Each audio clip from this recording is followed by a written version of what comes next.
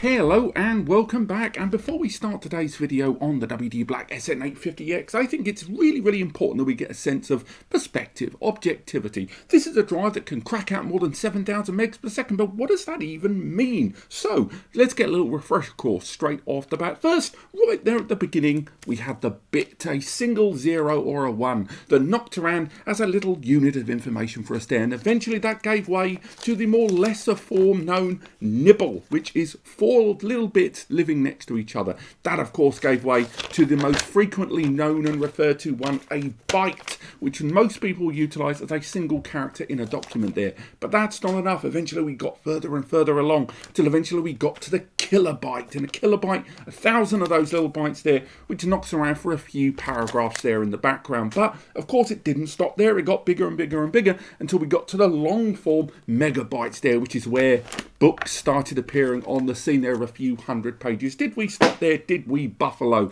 We eventually started moving on to the gigabyte spectrum of things, and from there, that is where music CDs started to arrive, where you get several music CDs, high-def music, 1 or 2 there on gigabyte. Once again, did we stop? Of course we didn't. From that, we got into the terabyte region of thing, where you can get standard DVDs, a few hundred DVDs, knocking around there on a terabyte. And did we sit there? No, we didn't even break a sweat, because then we got into petabytes there. Petabytes right now, which is something a lot of people are starting to talk about quite normally. To put that into perspective, that's 4.6 billion books. That is the Internet Archive, which is about 35 million books, 131 times. And you're thinking, is that not enough? Can't we just stop there?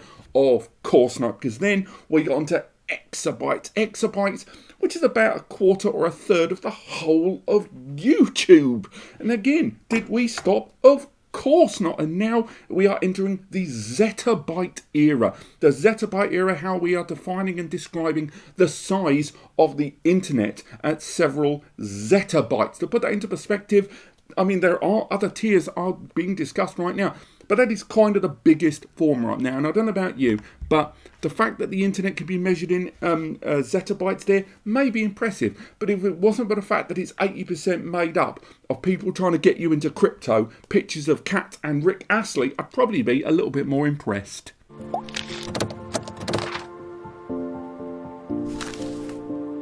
Hello, and that is right. Today we are going to review this. This is the brand new WD Black SN850X, the very latest addition to the WD Black lineup of PCIe Gen 4 SSDs. That was a long sentence, wasn't it? Now, the reason I'm going down that road, and I have to really be meticulous with the way I'm presenting this SSD, is quite simple. This is not the first SSD in the WD Black lineup. It is actually the third entry into the WD Black lineup for PCIe Gen 4. Indeed, there are several other WD Blacks that came before it. The WD Black lineup of SSDs has always existed as the kind of gamer tier, and of course, you know, prosumer, creator, eSportsy, post-production type SSD for those that go for the WD brand range of storage media but want performance to be paramount. Now, a little bit of background, and again, I'm really sorry to make a long intro about this, but it's really important to get this drive into as much context as possible. WD Black were one of the first brands to introduce a PCIe Gen 4 SSD into the marketplace in the closing stages of 2020. Indeed, they were, if not the first, then incredibly close to being the first brand to bring out a 7,000 megabytes per second SSD into the consumer sector there. Them and the Samsung 980 Pro were the very first two to arrive on the scene in 2020. And when they arrived, everyone was kind of, whoa, that is some crazy level speed that you guys are talking about in transfer read performance. Now, that was 2020, September, October, autumn, early winter, you know.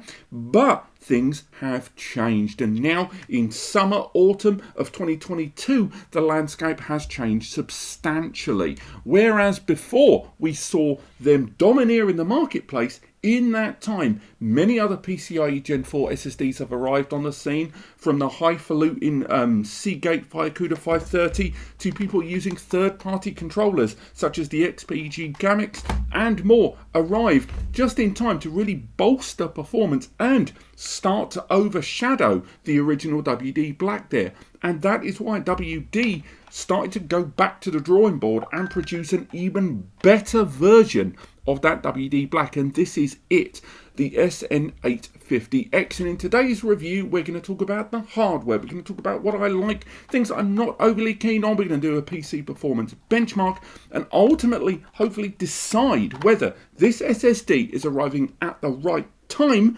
or is it too little too late? And that's going to be the big takeaway from this. By this point in summer 2022, a lot of us were thinking that the PCIe Gen 5 SSD generation was going to start to make its tippy toes into the availability there around the world. But it seems with things like the pandemic and hardware shortages around the world and lots of release schedules getting thrown out the window, that the PCIe Gen 5 generation isn't really arriving quite yet. Almost certainly we're looking at summer 23 for that, and therefore providing a much more an improved and higher performance WD Black SSD is something I think that's going to be to WD's credit. Now, you can already tell if we compare it against the pre-existing WD Black SN850 that between these two, even the packaging is near enough identical. Indeed, in terms of model identification, there really is just a letter X between them there. So what are we getting for that X there on the end? Well, we are getting a better capacity availability there. We're getting a high performance overall and improvements to the architecture inside and some little bits of software that you can utilize for PC. But let's talk about this drive first. Let's have a little look. There is our retail packaging there. It's all very familiar. You don't get a great deal of kit inside the drive. You've got your retail box there for gamers. You've got your plastic shell. You've got details on your 5 years warranty there. Bear in mind, of course, it is a 5-year manufacturer's warranty, but on top of that, you've got to factor in your TBW, your terabytes written, something I'll talk about later on in the video. If we have a little look at the drive itself, this is the 2TB model. We'll talk a little bit more about available capacity soon, but the SSD, as you might expect from the from the PCIe Gen 4 generation, it's very, very thin. This 2TB is even a single-sided drive there with two 1TB NAND modules, 3D TLC NAND modules underneath that label. Talking of that label, let's get that off of there and take a good look at those components. Now, if you remove that off of the scene, we can see that layout of that chip arrangement there. There is not a lot on this drive. And again, once you really break down into what this drive is capable of, it's really surprising that there's not that much on the board. So again, I'm going to bring that closer to camera for you there. And then I'm going to start talking about what exactly is on board this drive. So it is a PCIe Gen 4x4 M.2 NVMe. That means PCIe Gen 4x4 has the potential maximum bandwidth to facilitate 8,000 megabytes per second, and no single SSD has been able to fully saturate that on the 4x4 lane. A lot of that to do with drag factor resistance and just generally the translation of megabytes to gigabytes, etc., etc. So on top of that, this drive is running with NVMe 1.4 compliance there on board, but the NAND is something of a mystery. Now, I know you might be thinking, what do you mean a mystery? You're literally looking at it. Well, because there's barely any information online regarding the serial and indeed model IDs of both the controller and the NAND modules on board. Now, the original WD Black that we've talked about previously on the channel, that arrived with 3D TLC 96 layer NAND there on board. Now, at the moment, I've got the model IDs and I'm going to do some research after this, so hopefully on screen it should give you more information, or I'll update the article below, the review that I've got below. We'll be able to find out more about the NAND and the controller, but with regards to the NAND, there's every possibility that it's going to be utilising the latest innovations and, from the R&D team at WD and Coaxa, that it's going to be either 102 layer NAND or 162 layer NAND. Now, a lot of the M.2 NVMe out there in the market right now, some of the highest tier stuff is running on 176 layer NAND. I can't see this arriving with that, but until I've had a realistic amount of time to research those model IDs are on this board, and again, it should be updated in the review and the description. I'm going to have to hold fire on confirming that. But certainly, to reach the performance benchmarks it's going for, one would assume that NAND would have had to have been upgraded there. Now, with regard to the controller, we've got very much the same kind of hurdle, at least now at the time of recording, which will hopefully be resolved at the point of production when you're watching this. The SanDisk controller on board looks like it is the same generation as that found inside the SN770 there. That is the WD Black G2 model controller there. The model ID is very similar, but by no means identical, ending in B2 there, so I will be doing some research there. But that controller is more than capable enough, particularly with onboard DDR4 memory there, with a chip there on board, to allow this drive to hit the performance benchmark that it's been talking about, something I'll touch on in just a moment. All kinds of notifications kicking off in this office right now. So on top of that, this drive, its reported endurance and durability overall is actually not a tremendous leap from anything we've seen. There's one element of consistency I've seen in WD Black series of PCIe4 SSDs. They've all, regardless of which model you're going for, this one, the more affordable SN770, or the original WD Black SN850, they're all running the same drive writes per day of 0.3. So you're talking 300, 600, 1200, or 2400 terabytes written, depending on the overall capacity there. So those sort of things are strongly indicating that this drive, that controller and that NAND are very much to form of the other drives in the series. There has been an improvement, however, in terms of the mean time between failure, which, as I've said on the channel before, I'm not hugely convinced by as a stat for measurement, particularly unless you're in an industry where there's going to be a large degree of return, recycle, replacement on drive media. That's more of a data center figure, but with a rating of 1.75 million MTBF, that's a good little number for us to be running on for a commercial grade SSD there. You can get the drive with a heatsink, but not across all the available capacities, and that's something for us to talk about there, because this drive arrives in the largest capacity ever seen on the WD Black there. It can arrive in up to 4 terabytes. Obviously, you're going to have to pay a little bit more, something I'll talk about later on, but the drive arrives in 1 TB, 2 TB, and 4 TB right now. So again, bringing a little bit more capacity there, because 4 TB is becoming increasingly desirable as the cost per terabyte of M.2 SSDs is brought down more and more in the last few years. A 4 TB option has been highly desired and requested in the WD series for quite a long time. Now, for those of you that follow the world of SSDs and, more precisely the WD Black series, you'll know that the original WD Black SN850 recently got official compatibility and support for the PS5 system. Not just that it worked, it always worked, and Mark Cerny, PS5 chief developer, gave it a whole boost PR-wise, recommending it 4 upgrades in that system. But now there's official compatibility and support with PS5 there, and they've really boosted and focused a lot, WD, on that PS5 exposure with this. Now, this drive will no doubt work in a PS5. There's absolutely no doubt in the world, but I would say that this is not a drive that's being aimed at PS5 users, simply because of its benefits will not really be felt in the world of PS5 there.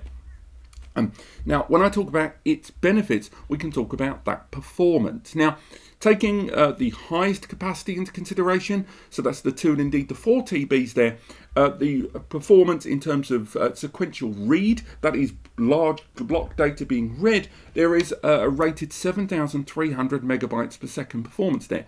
Now, that's not a tremendous leap, it's only around 300 megabytes higher than that of the original WD Black, hence why PS5 users aren't really going to feel the difference, but it's the write performance where this drive makes leaps and bounds. With the original WD SN850 giving you around 5 to 5,500 megabytes per second, this drive is clocking in at 6,600 megabytes per second sequential write. And again, write performance isn't something really, even now, that PS5 or most gamers are ever going to feel the benefits in. But if you're a pro streamer, you're a pro gamer, you work in content creation or post-production, you are definitely going to enjoy that larger write performance there overall. Now, Another big scale up there is in terms of IOPS. 4K random IOPS rated on this drive is really, really good. I remember when we were first talking about the PCIe Gen 4 generation, and one of the things it brought to the table when it came to SSDs, of course, was IOPS. The sheer number of individual operations of the smallest size that you could randomly push through at any given time.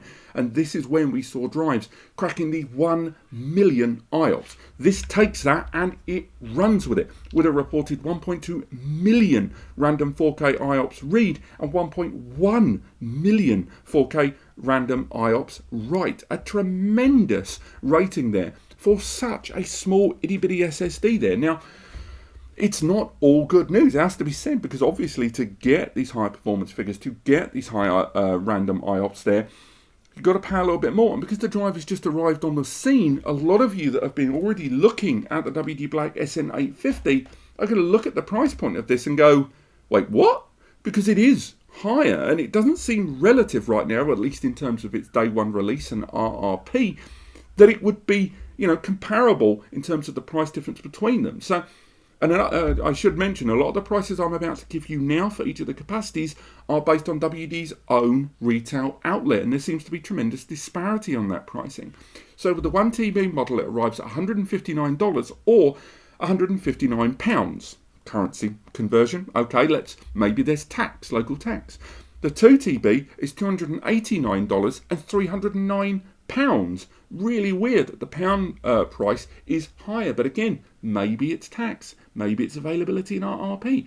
But when you get to the 4TB model, the 4TB model is $699 and £749. That is a huge margin of difference between them, and that is particularly, you know, huge when you look at the price of the WD Black SN850, because that SN850 being in the market for a couple of years, regularly on Black Friday and Prime Day sales, regularly on offer on different retail outlets, makes the disparity between this drive and the 850 particularly large in terms of pricing. So what it comes down to is you paying extra for that performance, at least right now. Now, I do expect that price tag to level out a little bit over time. This has only just hit the market, and almost certainly by the time we rock round to holiday season, we rock round to November, December, those prices are going to spread out in the same way we saw the price of the SN7700, although initially very, very high, start to really smooth out. And now there's going to be all three of these drives in the marketplace. I don't think it'll be long, 3 to 4 months, before we see a much more organic price structure between these three drives. But ultimately, between these drives right now, I think the real key playing factor here is going to be that performance. So what we're going to do now is make our way over to the test machine, and we're going to run a bunch of tests with AJA, Atto Disk Benchmark, ASSD, and more. On top of that, we're also going to be comparing the performance of this drive against that of the WD Black SN850, because we need to know, in the same likewise PC benchmark tests, how the two compare. So let's make our way over to the test machine. Right, so we've made our way onto the desktop of my test machine here, and as you can see on the top right of the screen there, the WD Black SN850X is ready and installed in this PC system. The one that we're going for now, this is the same rig that we've been utilizing in previous videos, where we have been utilizing a standard Windows 10 version Pro, and we're going for a 6-core 11th Gen i5 processor there inside, and 16 gig of DDR4 memory. And we're not utilizing the drive as an OS drive, we're using it as a connected drive. As you can see, I've already gone into the storage manager and added it, and if we go through some of the settings below, you can see that I've added just the normal basic volume and the full 2TB drive inside. Now, the performance rated by WD themselves say that this drive should hit somewhere in the region in terms of read and write of around 7,300. I say around, that's their maximum, 6,600 versus 7,300. Although I will highlight, as you can see there at the bottom, they were running a 100 MB LBA range test on a Ryzen 9 16-core processor.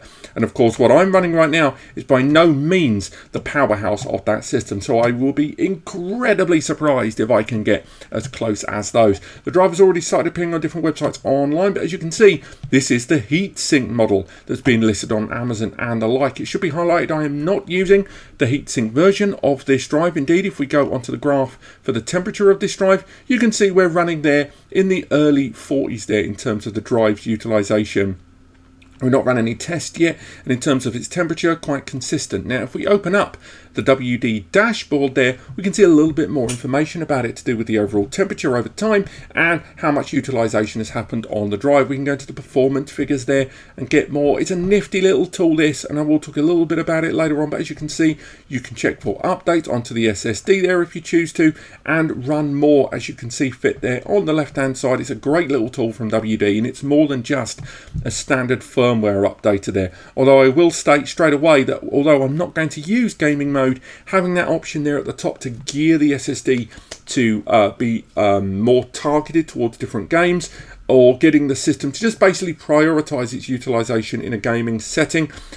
Sometimes using loading prediction as well. There's lots of little bibs and blobs and attention to detail that has been brought in, particularly for PC gamers, not really felt outside of PC gaming, it should be said, that can be enhanced on this drive. And, you know, fair play, most SSD brands do talk about having their own client tool that you can install on a desktop to do little bits and bobs, but I think most would agree that the WD one is probably one of the best out there in terms of toolkits.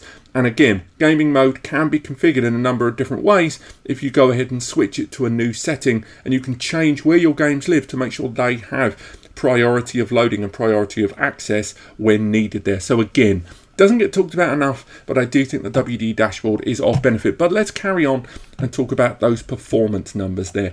And again, I will come back to the temperature of this drive, because if it's anything like its earlier released SN850, then temperature may be a problem. Now, I'm going to be testing a variety of different applications. I'm going to be utilizing Crystal Disk Smart there. I apologize if you saw a black screen there. That is because it needs Windows administrative privileges, and therefore there will be a black screen every time I open it. So I'm going to run 3 different tests of 3 different file sizes in Crystal Disk. I'm also going to be running Atto Disk Benchmark as well. Again, 3 different queue depths of 256 meg, 1 gig and 4 gig. I'm also going to be running SSD on this system as well as AJA as well. So again, lots of different performance benchmark tests that we're going to be running on this, and all of these are going to be run for around about an hour. I'm going to leave a 1 minute gap between each test in order to give the drive just a little bit of time to cool itself down, but I'm not going to give it too much time because I don't want the drive to be able to kind of flush its cache there. I want to make sure the drive shows us sustained performance. Now, if you've watched my other test videos in the past, you'll know that one of the hurdles we have, of course, is showing you these tests. I use OBS to run these tests, and the problem is OBS will utilize an element of onboard not only GPU but also the write back and forth, and it can hinder a lot of the performance benchmarks. So case in point, if we look at a 1 gig test file of the SN850X, if we run a quick test, the numbers we're getting there are nowhere near what we would expect from a drive of this caliber, particularly when, as you can see, it's running NVMe 1.4 and it is on a transfer mode of 4x4. So that is not what we'd expect to see, and largely this is because we are running OBS here in the background and it's taking a big old chunk of our system resources. So what I'm going to do is close OBS shortly, and then I'm going to run all of these tests. The time now is 1:35 on the 4th of August. These tests should take somewhere between 1 to maybe 1.5 hours, and then we'll go through all of these results together. Let's fast forward to the completion of these tests. Okay, so testing has completed and we can go through the results, and I'll say for the most part I'm happy, although there are some little jumps along the way that I was a little bit surprised by. So let's start with something positive, shall we? So first and foremost, if we have a look at the Atto Disk Benchmark score here, you can see as we go through all of them in our 3 different file types there, a 256 megabyte, 1 gigabyte and 4 gigabyte, that we comfortably had nice parity there in the mid to earliest 6,000 megabytes per second or 6 gigabytes per second across the field. Now, I will give you a little spoiler straight away. At no point did I crash into the 7,000 megabytes per second. Now, as mentioned earlier on, the performance benchmark on this drive of that 7000 figure was achieved by WD by utilising an incredibly high-end architecture there. Now, I don't have that architecture here, but still nonetheless, I would have hoped that I would have, crossed into that 7000 early doors. Nonetheless, the numbers I saw here, particularly for write, something I'll talk about in a little bit compared with the SN850, was still very, very impressive indeed. It was just the read, or I was kind of hoping I'd go a little bit higher. Do bear in mind with Atto Disk Benchmark, because the way it calculates megabytes and gigabytes more mathematically, you generally find that it appears that it's a little bit lower than the likes of, say, Crystal Disk. Onto the subject of Crystal Disk, actually, before we go onto Crystal Disk, let's talk a little bit about IOPS there. As you can see, we had some great IOPS numbers within Atto Disk for this SSD for each of those file types that we went for. But if we make our way into Crystal Disk, you'll see what I mean about crossing into that 7,000 megabytes per second threshold. So as you can see here, we crashed at the 1 gigabyte test file at 6,800 over 66, and the write performance was consistently in the upper 6,000 mark, exactly what I would have liked to have seen from this drive. Equally, when it came to the read IOPS, we smashed our way well above the 1 million IOPS rate in there, exactly what I wanted to see. But when it came to performance, the highest figure I could get on my 6-core i5 setup was 6,900 megabytes per second. Still a very respectable number, but still for the 2TB model, I would have hoped that I would have gone into that 2TB number. We will be coming back to these figures in just a moment for a different reason. Now, SSD always is a little bit more of an aggressive figure. Generally, it normally knocks off somewhere in the region of 1,000, depending on your setup, but still very respectable numbers from what I could see there. Those are the IOPS, and if we flick into the traditional performance benchmarks there, again, for my 6-core Intel setup here on an i5, it's still pretty good numbers to me there, and exactly what I would have liked to have seen. And again, I'll go into why I thought that in just a moment.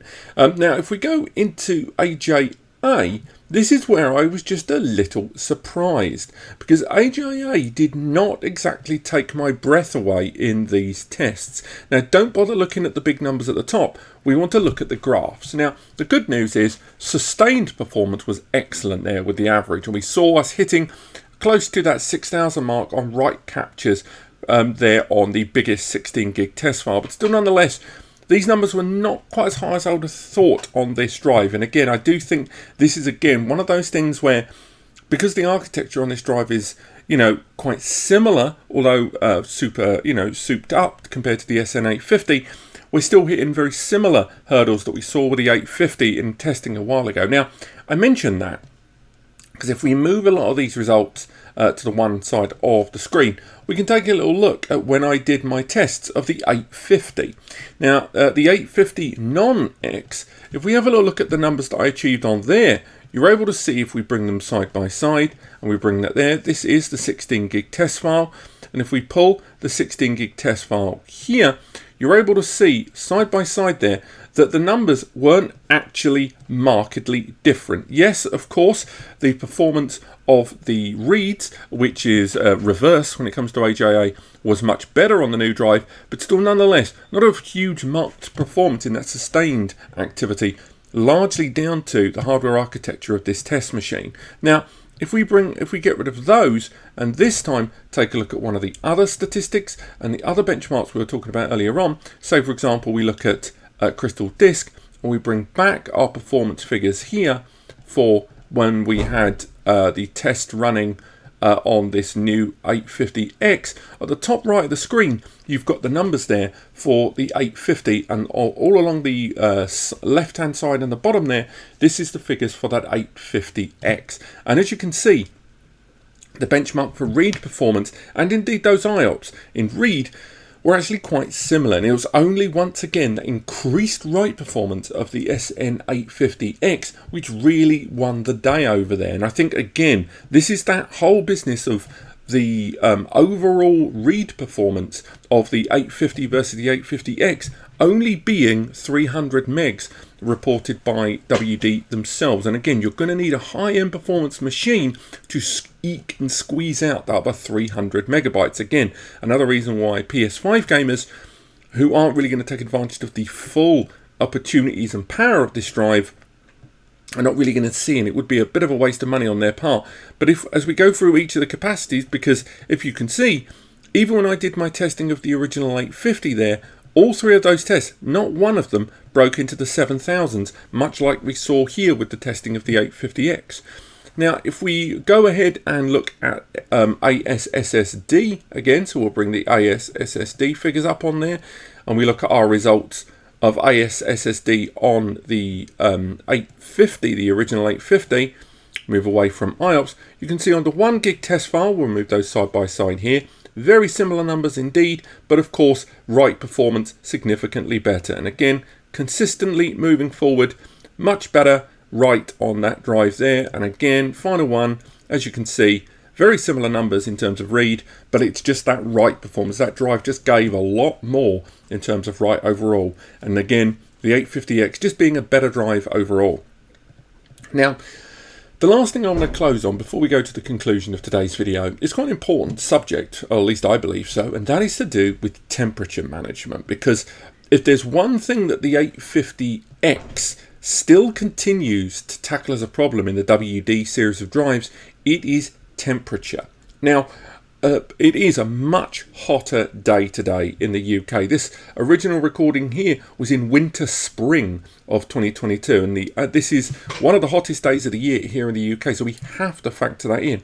But there's still no avoiding that when we look at the temperature on the right hand side of the screen here, which is the 850X, and we compare it against this with both of these using a standard heatsink there on board, you can see that the original 850 peaked a little over 60 degrees during its heaviest testing, whereas the 850X got as high as 70 there. And even then, the default state and average temperature was much, much higher on the newer drive, which, although it gave us better performance, and we have to factor in the time of year and being in a much hotter time, a hotter climate right now, it's still a factor that we have to bear in mind that the 850X clearly still runs hot, much like the original 850 ran hot too. But apart from that, I mean, in terms of performance, particularly write performance, this drive has delivered. Read performance, I do maintain that you are going to have to really have an enterprise grade machine in order to make the most of the performance that a drive like this can give you. But in terms of write, you are going to see immediate improvements over that of the 850 overall. Let's make our way back into the studio and summarise everything we've learned today and what we think of the drive. Well, there you go. What do we think of this, the WD Black SN850X? Because, you know, realistically, we saw the performance test results there. It certainly performed better than that of the SN850, even if you remove the factor of 1 TB versus 2 TB there. So what did I like? First and foremost, obviously the benchmarks. The benchmarks on this drive are very, very good. And frankly, if you were considering buying a WD Black, SN850 in any shape or form in the PCIe Gen 4 generation, if you are running a PC setup, and even if the price difference is only 20 to 30 quid more, I would still opt for this drive, because it's better to have that performance ready and waiting for you along with some other benefits than to miss out entirely. Yes, you may get a good deal on the other drive, but I still believe this one kind of makes up most of its price difference. If not on that day one, then maybe as a few months from now when you're watching this. Other things I liked, I quite liked the WD dashboard improvements for this and some of that kind of geared drive mechanics that will allow you, particularly if you're a PC gamer or a PC streamer, to get the drive to have a performance priority with regards to write and read within inside your system, as well as that predictive loading, which I didn't really get a chance to experiment with. I also like the 4TB option. Let's be honest, 4TB is exactly what I would expect right now with all the other brands that have been producing PCIe Gen 4 SSDs. A 4TB model is exactly what I'd like to see. Another benefit and something tangentially a bonus to this drive, let's be honest, it ain't half going to make this drive more affordable. Almost certainly, the fact that this arrives on the scene is going to make these two drives more affordable. It's just simply the case of the knock-on effect across the whole range. And also, I quite like the first-party handling of the majority of WD drives. They're one of a small handful of brands, such as Samsung and Crucial, where the components are all in-house. With a first-party heatsink there on board that's applied at factory level in dust-controlled and air-controlled environments, as well as NAND production and controller production all in-house, rather than utilising a third-party one like the Fires on E18. Now, it's not always going to be a perfect drive, and this is no exception. Things I don't really like about it. Number one, it still runs a little hot. It doesn't run quite as hot as its predecessor, the SN850, at least in terms of the whole family portfolio, but it still runs a little hotter than most of the SSDs that I've tested here on the channel. Also, yes, it's a day one issue, and hopefully this will be ironed out, but I don't really like the pricing right now. It seems very convoluted across the internet with different retailers that have started listing this with prices all over the place. And I think the fact that it shares such a similar name to its predecessor, rather than going for a whole new model ID strategy like they did with the SN770, I think that confusion is going to be problematic. Also, despite the fact that I applaud that the durability all of the entire WD Black PCIe Gen 4 series is largely the same drive writes per day and TBW, I think after 2 years in development in the NAND that's being utilised in this, I would have liked to have seen the durability maybe hit 0.5 or 0.7 drive writes per day as what we've seen in drives from, say, A-Data and Seagate there. And also, PS5 players who are going to be tempted by this are maybe going to buy this drive thinking it's better, and it's not. And WD, you can tell by their marketing online, they are not marketing this drive for PS5. They've clearly picked which drive they want for PS5, but still nonetheless, I think some PS5 users are going to be thinking, oh, it's the highest performance and I'll make the most of it, and they may waste their money. That's not really an onus of WD, but I do think the presentation of this drive could have been made a little bit more separate and a little bit more contrasty from this one. And finally, probably my only real criticism, all of my criticisms up to this point have been very, very small, but the only real criticism I have for it really is that in 2022, in summer, autumn of this drive being released, it's still not the fastest in the market. We've seen drives that were released up to a year ago in the PCIe Gen 4 generation that are higher in terms of sequential read and write. Not IOPS, however, but in terms of traditional transfer rates of read and write, it's not the fastest in the market right now.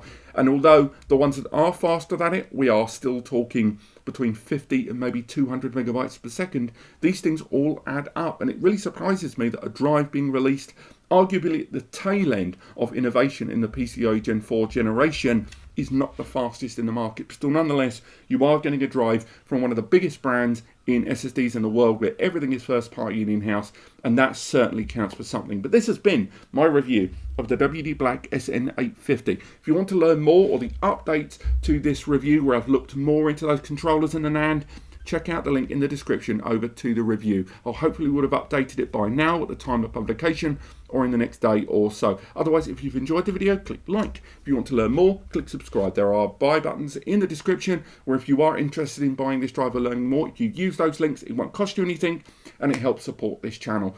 Just do check those out. If you need help buying the right drive for your own individual setup, use the free advice section linked in the description. And once again, we'll be making more videos and articles on this drive, such as our before you buy and comparisons against the other drives very, very soon. So stay tuned for that. But otherwise, thank you so much for watching, and I'll see you next time.